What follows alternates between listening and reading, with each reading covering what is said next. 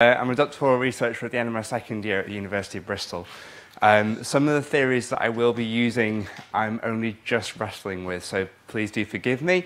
If any of you have read Lacan, I apologise, there is going to be some Lacanian psychoanalysis in this. So a bit of the context behind the project that I want to talk to you about today. Climate change is increasingly being framed as an urban problem. We're seeing that both in the academic literature from people like Harriet Bulkeley, and Maria Kaika, but we're also seeing it in the public domain with things like the Paris Treaty, where Donald Trump left the Paris Treaty, but US cities are signing up in their dozens. So we're seeing climate change being more and more increasingly seen as an urban challenge. I've also put urban in shutter quotes there because, of course, it is a problematic term. I'm taking it to mean the processes and objects associated with cities. So it's a very broad definition of urban. Coupled with this, there's a rise in large-scale urban redevelopment projects and regeneration projects. You can see this particularly in cities such as London, where there's an enormous boom in large projects which contain both commercial and residential applications. In the past, these have been kind of explained through gentrification processes. Sarah Dooling adds to this the idea of ecological gentrification. So in the past, it was just rebuilding houses to house more wealthy people, more desirable people, according to the government or according to the private interests at hand. Now it's doing that, but in the name of solving climate change. So that's what I want to talk about in particular. There's also a development of a post-political political ecology. A lot of the instances of the word political in there, but basically what I'm talking about is political ecology being the politics of ecology, and that politics has become post-political. And I'll explain more about what that means in a second. Through a lot of social science as well, there's an increasing recognition of the dominance of the visual. A lot more visual methods are being employed. Personally, I'm going to be using visual semiotics in my PhD, so I will be using visual methodologies and visual theories that go with it as well. Also, for those of you who know Concierge's work on Biopolitics, I'd like to contribute to a more nuanced understanding of that, which also comes from Concierge, Zizek, and Swingerdale. Postpolitics, which is a techno-managerialism within a framework which cannot be contested. So the idea is that we no longer question whether something should be done, we question how it should be done, such as capitalism. Whether we should have capitalism is now how do we actually manage capitalism. Archaeopolitics, which is an undivided community. There is no dissent within your community. This is kind of a utopian and some would argue impossible vision to achieve. Metapolitics, where you have an organic whole, on the surface at least. Parapolitics, which is where you actually have a displacement of political agendas onto non-political things. Whether there is such thing as non-political, I'm not sure. And then there's ultrapolitics, which is a friend-enemy distinction, brought around by Carl Schmitt actually in the 30s, a controversial scholar at least, but then further emphasised by Zizek more recently. So I have to say it says continued here because I've hidden one of the slides for time. So the theory that I'm going to be using is commodity theory. Of course, Karl Marx factors into this quite heavily, but in particular asking the question, how do futures become commodified in these projects? So these aren't just selling a present project, they're also selling a future, and that's what I want to ask. With La Politique, how does the political factor into the Lacanian symbolic and imaginary orders? So these are the two levels that our brain functions at, trying to explain things that we can't explain. So the symbolic is language, and then everything left over is the real, and the imaginary is how we explain the difference between those two. Psychoanalysis, I'm going to go back to Freud, probably a little controversially and outdatedly, but I do believe it has relevance here. If we go to Freud's baby, the idea is that the baby is completely defenseless, so she seeks out help from others to fulfill her wishes and desires, such as food or play or sleep or defense against wild animals, and that's where we get the origin of our sociality. It's from our defenselessness that we actually become social. And then spectacle, coming from Guy Debord's theories in the 60s, what does the visual actually do to mediate these social and capitalist relationships within these projects? And finally, of course, where does the apocalypse actually factor into this?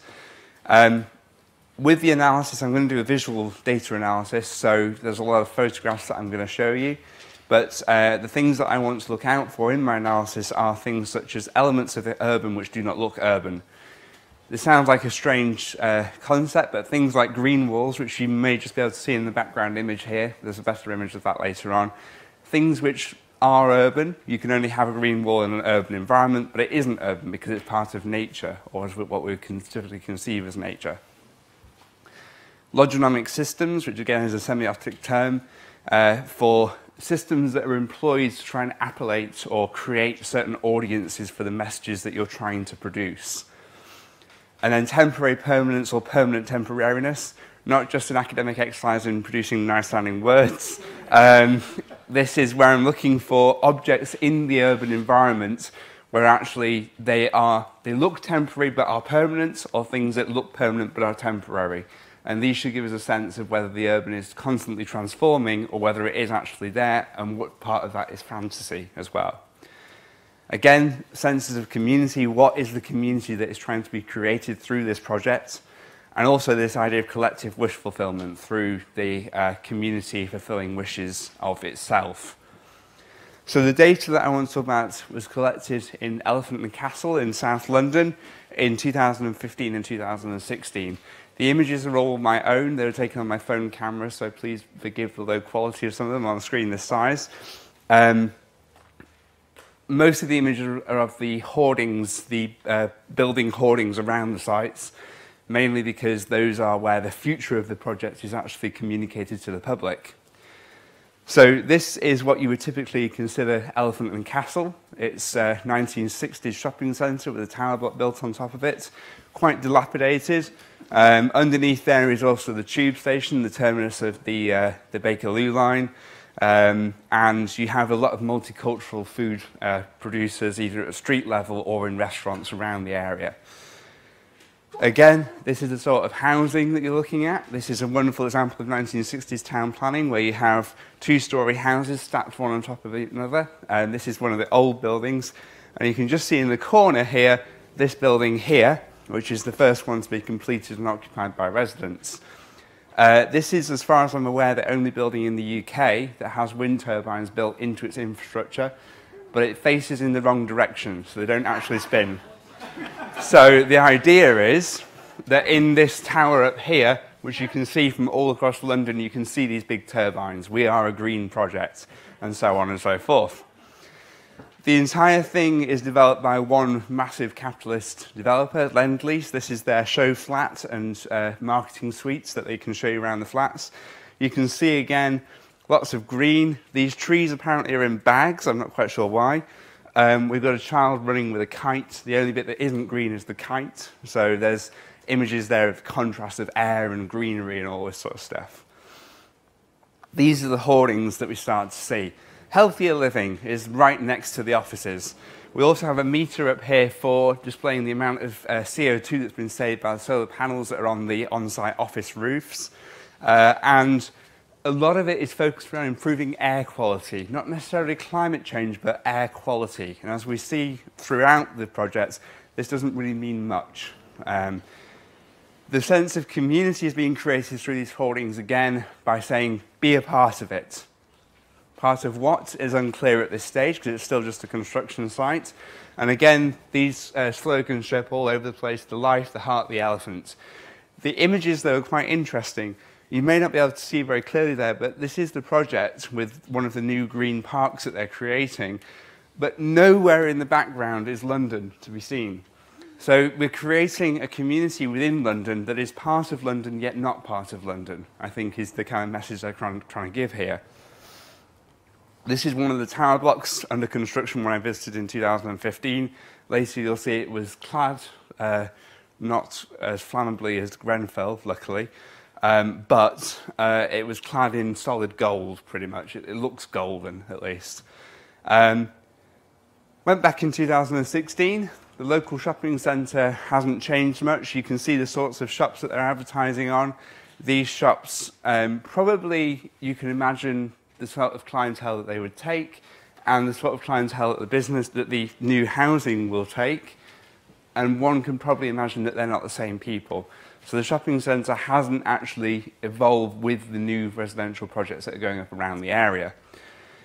We also have this project, which is part of the temporary permanent temporariness, which is the Artworks Elephant, originally built to house the Southwark Library whilst they redeveloped the building, but they decided to put a series of shipping containers around the bottom and house kind of bohemian businesses and startup enterprises in those areas.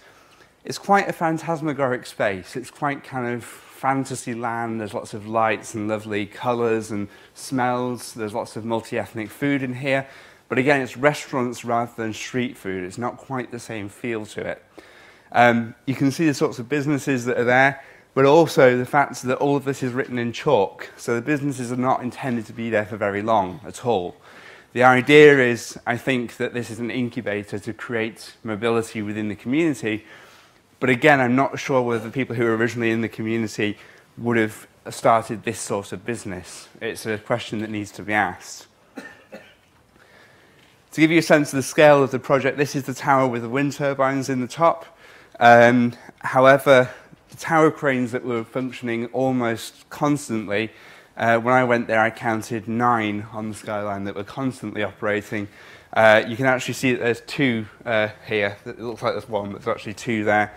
The scale of the project is absolutely phenomenal. So it's a really big enterprise project. And as people are moving into one phase, they're still breaking ground on other phases around the project. So you're living in a construction site for a number of years. This is the kind of narrative that I believe is quite telling of what the project is trying to do. Creating London's new green heart.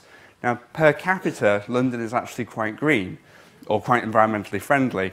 So creating a new green heart, the idea is to create a new centre of the city, to pull people south of the river, away from London as we know it, north of the river, into Southwark. It's also, again, trying to create this heart, the idea of this will be the centre of everything. You can live, work, eat, sleep, whatever you want to do, right here in this space. Again, you can see the tower blocks in the artistic renderings. There's a very small bit of London in the background here, so again, part of London, but not part of London. This, again, is an artistic rendering on one of the billboards. There'll be allotment gardens on the rooftops, in contrast to the smog, dirt, and horror of London in the background. Again, also, the care that was taken over these. This spade appears to be floating. I'm not quite sure why. And this woman is quietly sat reading her book, so there's an individualization as well as a communitarian spirit on the background over there. The number of people employed on the site, probably numbers in the thousands, judging by what I saw. So around probably at most half of the people employed are from the local area, yet they're proudly displaying this figure on their billboards. This one is particularly important because it shows, again, one of the green park spaces completely enclosed by the new buildings. This is particularly important for what I'll go on to in the analysis section, so I want you to bear that image in mind.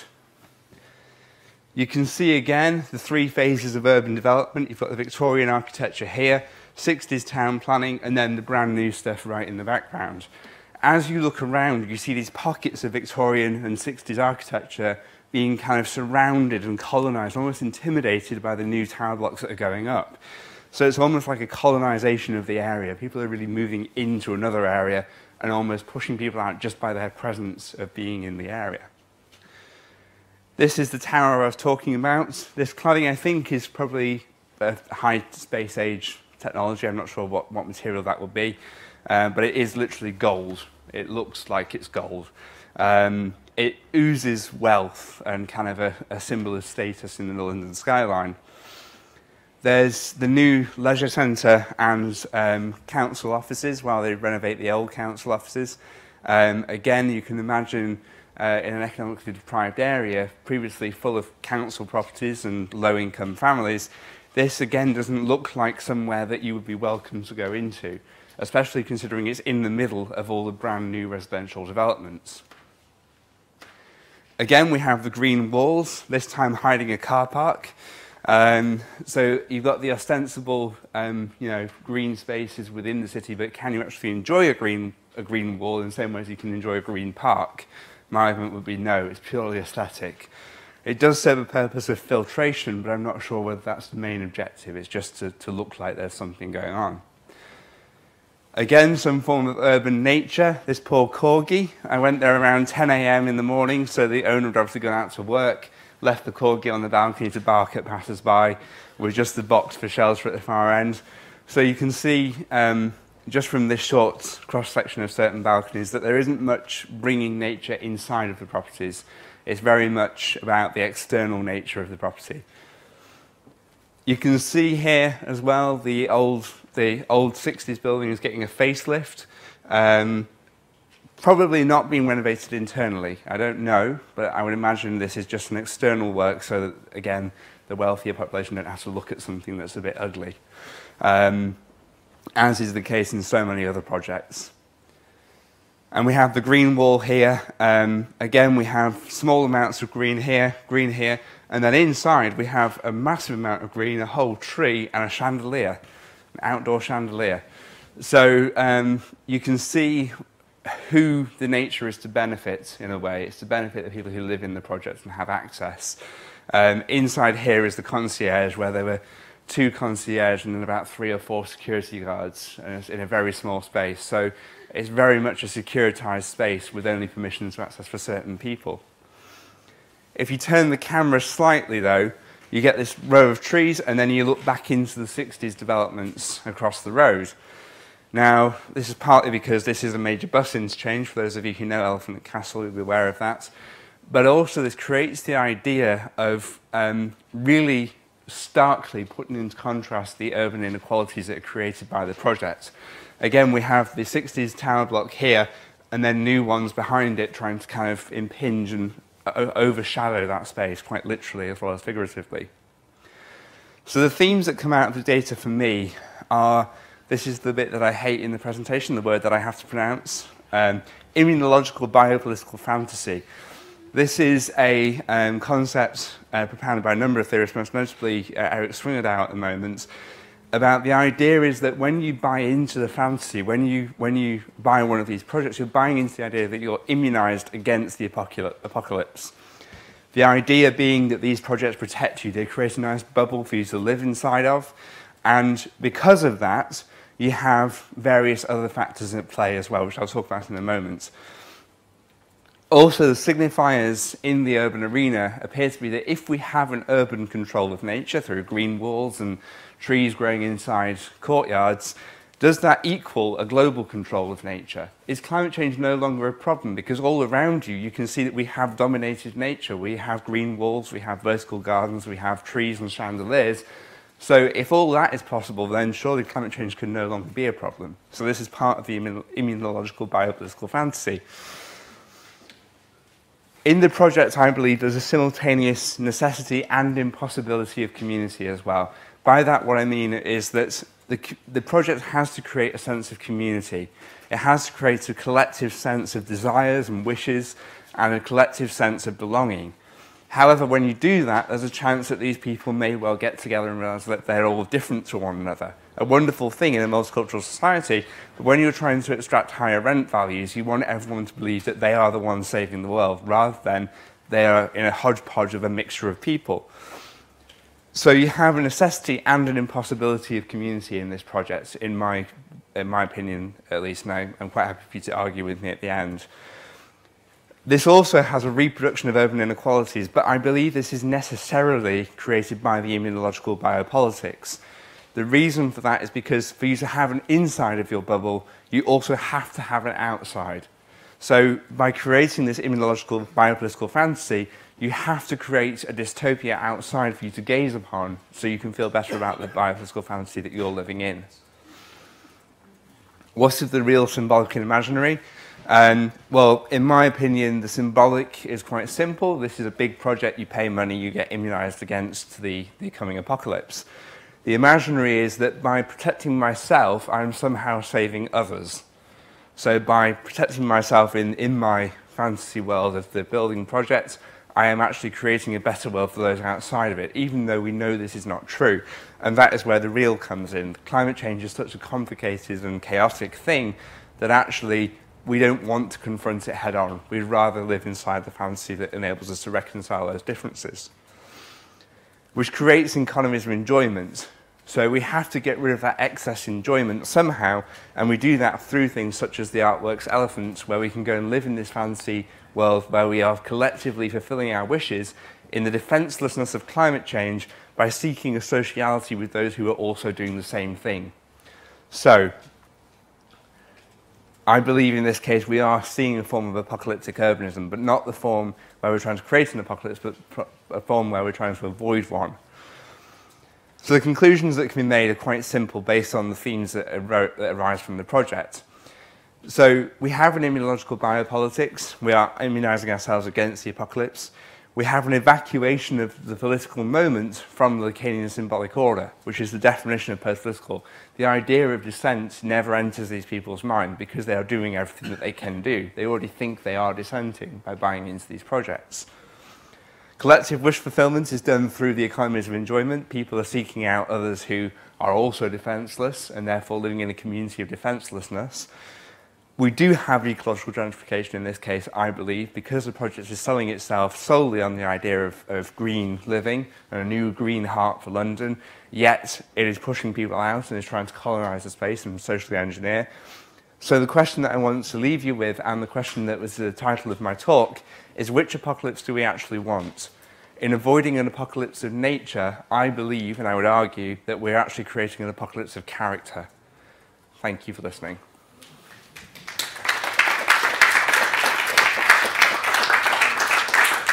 Thank you, Earl. Questions for Earl? Richard. Hi, thanks very much for that. So, in terms of the analysis you presented of the way that this development is portrayed and, in effect, the marketing of the image of this, I thought that was really revealing what you were saying.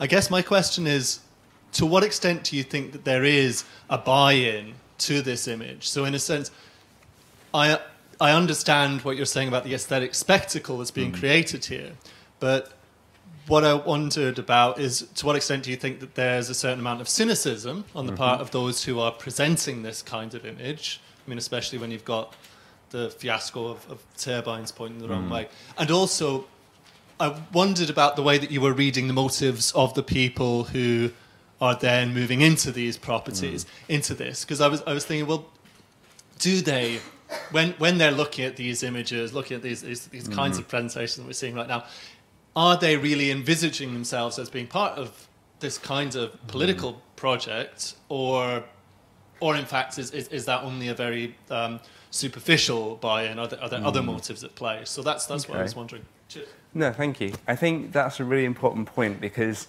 with semiotics, there's the three sites of meaning production, of course. There's the people who are producing the images or producing the spectacle itself, and the audience it's intended for. So whether you are producing meaning at one of those levels or the other, you're producing meaning at all levels. My interest is with the audience side, because I think that's where we have most impact. And regardless of what meaning you intend to produce, quite often you don't produce that meaning in your audience. So, my belief is that by looking at the images, you can discern a certain thing about who they're trying to create as an audience for their projects. I also would say that there isn't a genuine, honest buy-in to these things, because green is all around us at the moment. Green is one of the biggest concepts in marketing that we have at the moment. And I think that one of the key points with that is that I spent around 3 months trying to search for the meaning of green and couldn't find it. It's a completely empty signifier in terms of what it actually means applied to ecology. So I think that the reason it's become so empty is people want to buy into it, but they don't want to really deal with the intricacies of what it means. So my belief is, and the analysis seems to be bearing it out, I could be wrong, my belief and my kind of gut feeling is that people are buying into this idea of, oh, and we can live a more sustainable lifestyle, but that's as far as it goes. It's just a skin-deep kind of touching upon, well, the project says it's sustainable, so we can stop caring now. We can just live our lives. So I think that for some people, they'll be seeking out specifically, certain indicators of environmental performance. And I think for those people, they wouldn't end up living in these projects because they look into it and say, oh, well, it meets the minimum standards, but that's it. I don't know if that's the case for this project, but it could be for other ones. So I completely agree with what you're saying. I don't think I have a strong answer for you, but I think that there is a superficial buy-in to the idea of green, but that's as far as it goes. But I do think that people are receiving this message that because they have bought into the project, they are now protected. I think that's the strongest message. They can now stop caring, they can stop actively trying to solve things, they can just live their lives. Does that make sense? Brilliant, thank you. Okay, Justin? Thank you. That was absolutely fascinating. I wonder, though, if green is an empty signifier, I can understand the appeal of using words like millenarian and apocalyptic, etc., but does that really have a purchase in what's going on there? Okay. That's something that I've wrestled with, actually, is through the project, does it have a meaning? Was that the end of your question? Or? Yes, yeah. It is. It's just, this is a kind of a general, we've used the term, we've got so many different specialists in the room with different meanings, I think, to the word apocalyptic, millenarian, etc., etc. And this isn't to criticise at all what you said, because I think you've clearly opened up absolutely fascinating and totally reasonable, plausible interpretation of this. But I just wondered if the word... if green is an empty signifier, and it doesn't necessarily mean people are actually, when they hear about sustainability, maybe they've long ago forgotten what you're meant to be sustaining. It's just become a lifestyle sort of thing, and so it's now become devoid of even that kind of understanding of apocalyptic, sort of environmental apocalyptic, that sort of thing. Okay. I think, to answer that question as well, the other half of my research is using film to kind of elucidate the collective dreams that society are having about apocalypticism and climate change. And in that analysis, which I didn't have time to touch upon in here, there is very much a feeling that climate change equals apocalypse, I think, so far.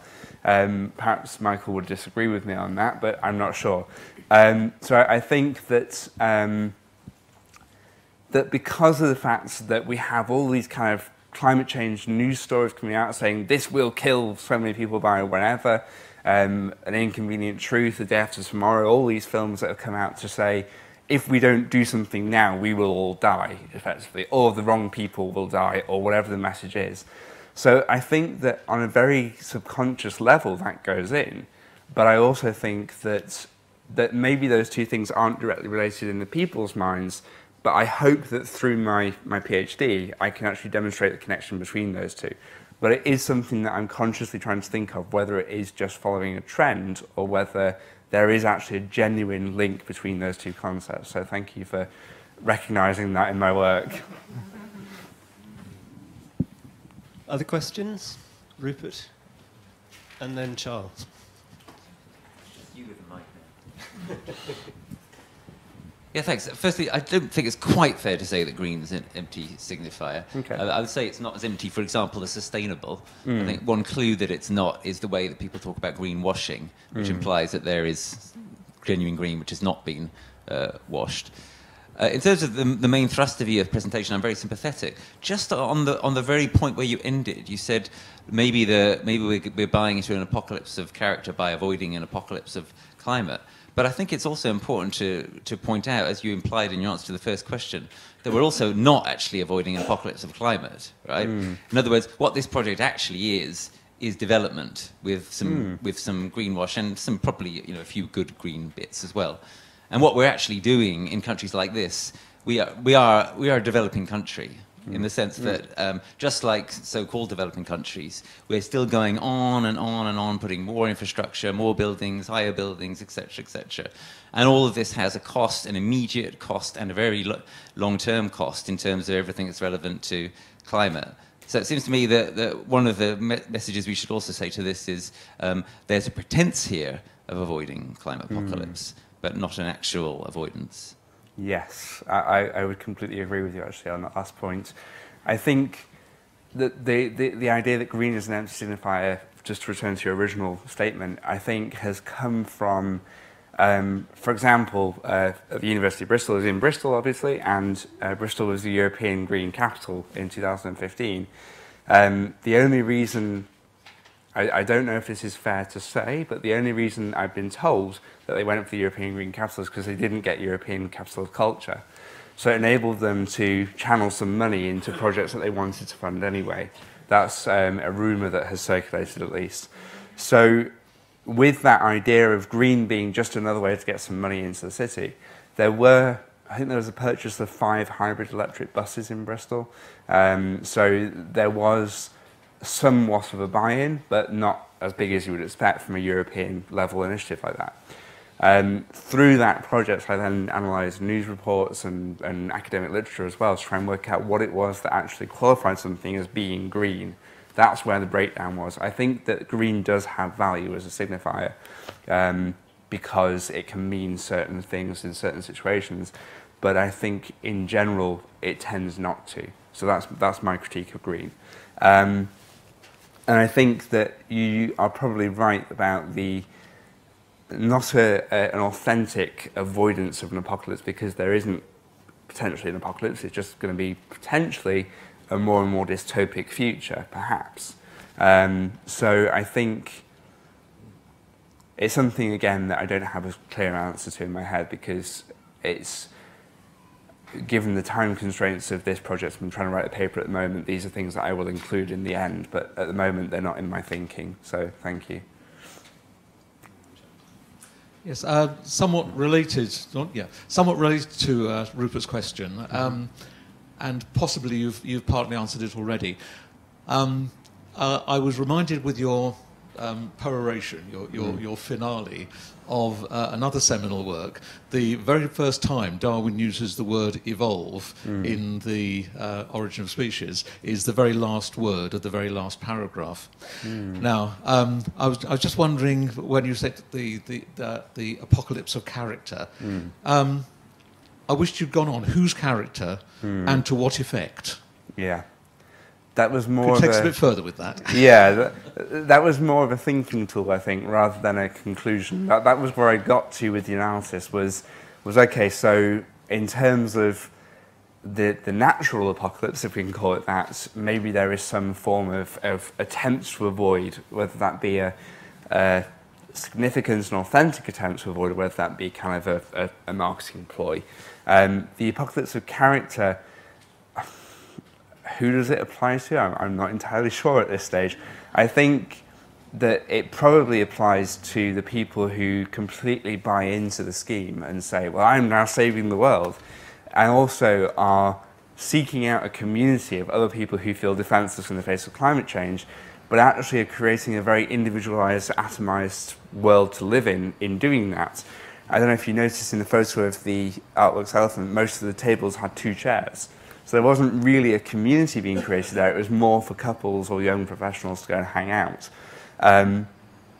My feeling is that people are being sold something that then they're not living, but think that they are living, if that makes sense. That's the more kind of apocalyptic character that I believe is in the project. I think the architects and the planners have just seen an opportunity to redevelop and sell some more housing in an area that has a housing shortage. And they're doing that through various signifiers that have worked in the past. The problem is that we're kind of kidding ourselves into believing that we are changing something authentically, when actually that thing may not need changing, and we're not authentically changing it even if it did, I think. Thank you. One last question right here. Just wanted to ask, what effect does what's happened in the last 2 weeks in relation to the fire? Is this going to have on, because you allude to the thing of the cladding? Yeah. And obviously, the area that you're talking about is where the Haygate estate was, and that was cleared, and that was public, that was council housing that was removed. So it's also been the privatisation of large amounts of space. Yeah. But certainly this cladding thing is now in everyone's face. Yeah. How's that going to impact on what you're doing? It's a very important point. I didn't really want to touch upon it in here because I couldn't give enough time to it. And obviously, it's a very important and emotional issue as well. So I think with the buildings that are going up that are in these artistic renderings, it won't make any difference because they will already comply to the fire safety standards. With the redevelopment of the 60s tower block that we saw, obviously this was taken last year, so that wasn't even in our thoughts. Of course it would be done with the best equipment possible. But I do think that there will need to be a rethink. I want to go back to Elephant and Castle again in September, try and get 3 years worth of images to compare. And it would be very interesting to see what has happened to that 60s block that's being reclad. Whether anything has changed about the project or whether it's just going on as normal. My feeling is that there will have to be some minor change. But I mean, I'm not an architect or a planner, so I wouldn't like to comment too authoritatively on this. But it's got to make an impact in some way, I hope. Whether it will or not, it remains to be seen, I think. Okay, thank you, Earl Harper. Thank you.